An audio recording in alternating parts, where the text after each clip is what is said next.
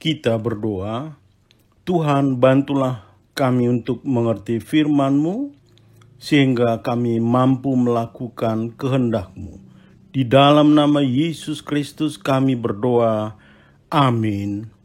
Pembacaan Alkitab pada hari ini Markus 1 ayat 16 sampai 20.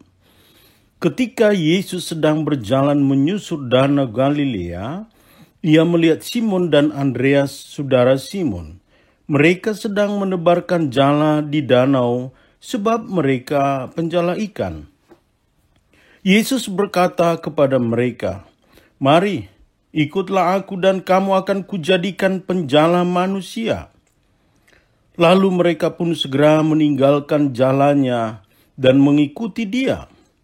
Dan setelah Yesus meneruskan perjalanannya sedikit lagi, dilihatnya Yakobus, anak Zebedeus, dan Yohanes saudaranya sedang membereskan jala di dalam perahu. Yesus segera memanggil mereka dan mereka meninggalkan ayahnya Zebedeus di dalam perahu bersama orang-orang upahannya lalu mengikuti Dia. Amin.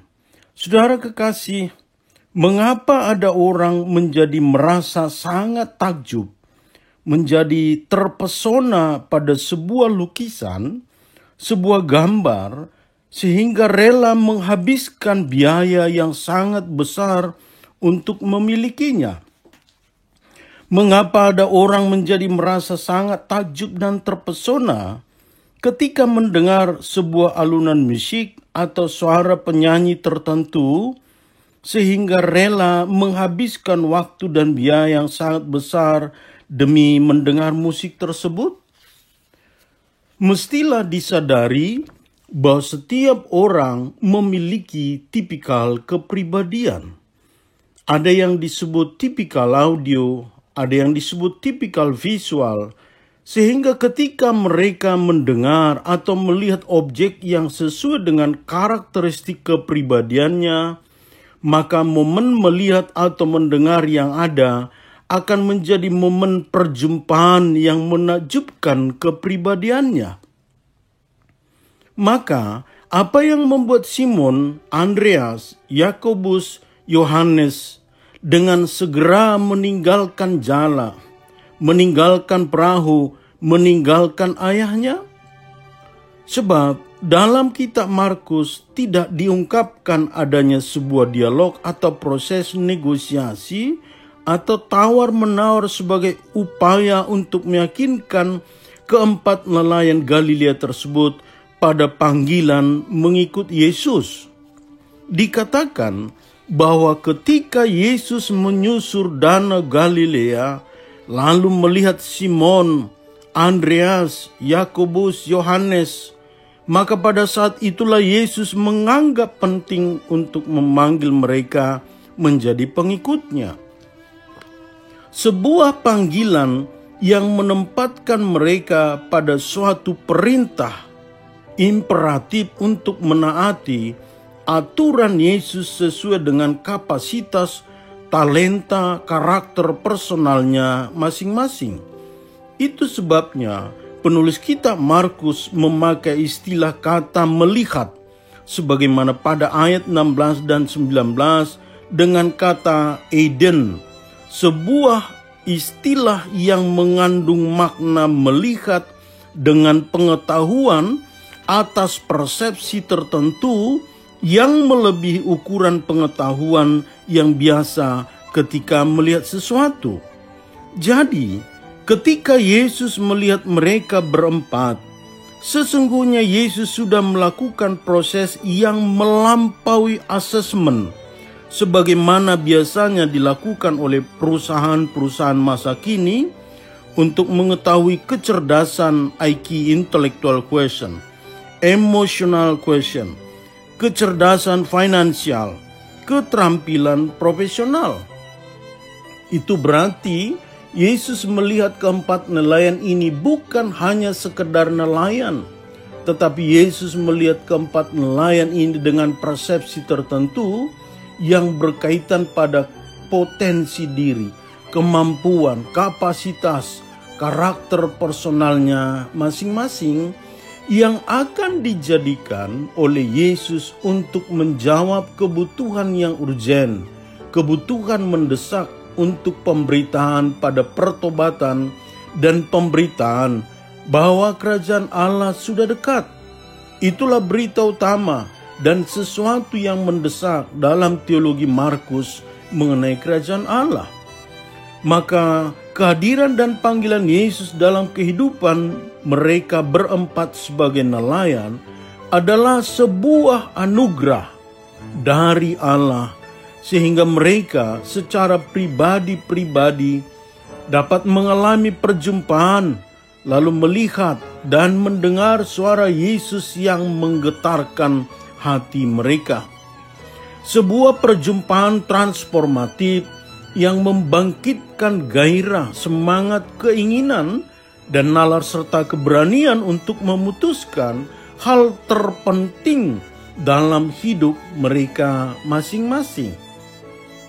Artinya, kehadiran Yesus dalam realitas hidup keempat nelayan Galilea ini membuat mereka merasakan suatu perasaan pada apa yang pernah digagas oleh Rudolf Otto sebagai sebuah perjumpaan tremendum et fascinan yang membuat Simon, Andreas, yang membuat Yakobus, Yohanes merasa takjub dan terpesona sekaligus merasa takut sehingga tidak mampu untuk menolak panggilan Yesus yang penuh otoritas, tetapi mereka juga merasa sukacita, merasa bahagia, sehingga menggerakkan pikiran mereka masing-masing untuk membuat sebuah keputusan, lalu dengan segera meninggalkan jalannya, meninggalkan perahunya, meninggalkan ayahnya.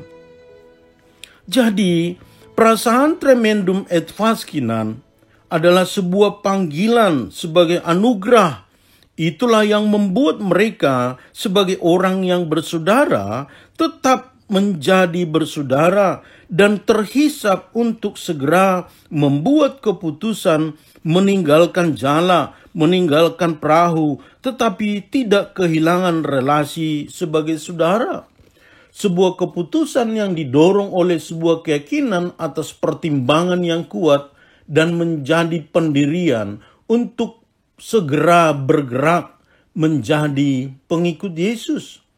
Itulah keputusan menjadi pengikut Yesus, sebagaimana penulis Injil Markus memakai istilah kata ekoleotesan yang mengandung makna berada dalam jalan yang sama dengan Yesus untuk tujuan bersama Yesus, memberitakan berita pertobatan bahwa kerajaan Allah sudah dekat.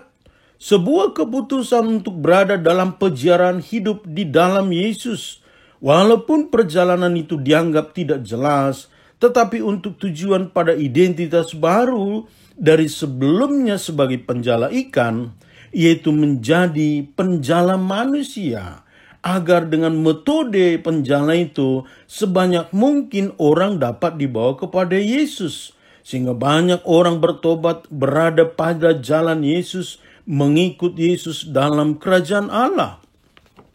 Tetapi pada saat yang bersamaan, keputusan untuk ekoleotesan ini juga dimaknai sebagai keputusan yang memutuskan ketergantungan hidup ekonomi maupun ketergantungan totalitas hidup pada jala, pada perahu, pada keluarga, kepada sebuah ketergantungan hidup yang baru di dalam Tuhan bersama Yesus dengan segala risiko, walaupun mempertaruhkan nyawanya kelak.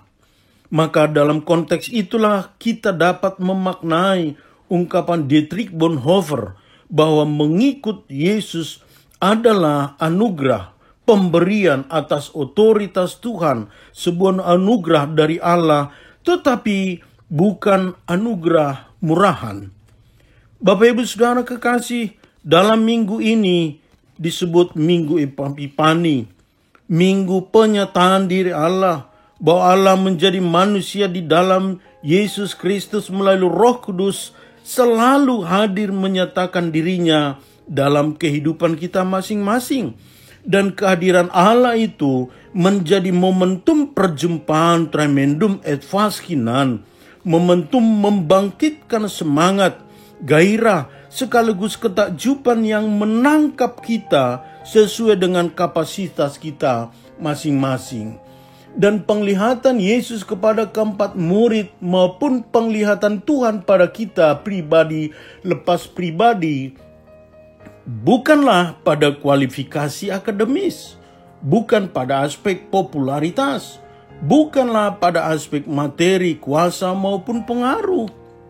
Tetapi juga bukan berarti panggilan menjadi pengikut Yesus adalah panggilan yang anti akademik. Bukan juga anti jabatan, bukan juga anti kedudukan, bukan juga anti pengaruh atau anti materi.